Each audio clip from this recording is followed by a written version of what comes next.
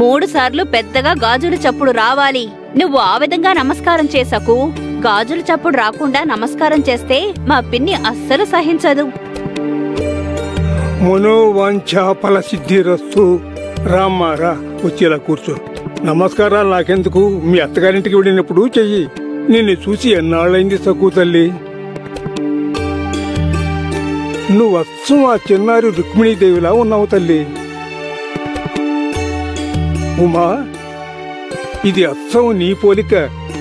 దిష్టి చుక్క పెట్టు, దిష్టి చుక్క. సకు పెద్దదానివయ్యావు, పెళ్లి కూతురివి కాబోతున్నావు. పెద్దరికంగా ముడి వేసుకున్నావు. నువ్వు రేపో మాపో అత్తగారింటికి వెళ్ళబోతున్నావు. నీకెప్పుడూ ఈ తాతయ్య దీవెనలు ఉంటాయమ్మా సకు. మీరు చాలా సంబరపడిపోతున్నారు. ఈ పెళ్లి జరగదని నేను మీకు ఎలా చెప్పాలి నాన్నగారు?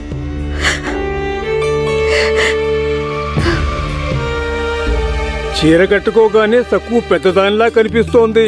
నమ్మలేకపోతున్నాను. సత్యభామ చాలా మంచి పని చేసింది. చూడు సక్కు, నీ మీద నాకు చాలా కోపంగా ఉంది. ఎన్నాళ్ళ నుంచి ఎదురు చూస్తున్నాను.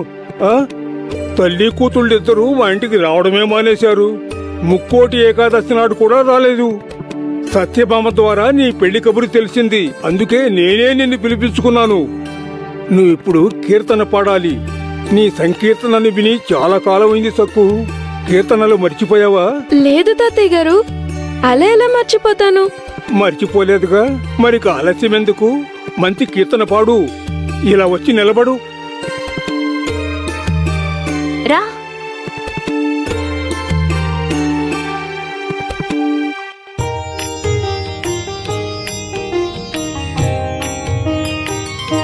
विठ्ठलेशा पंढरीनादा येदो नंद माधवा.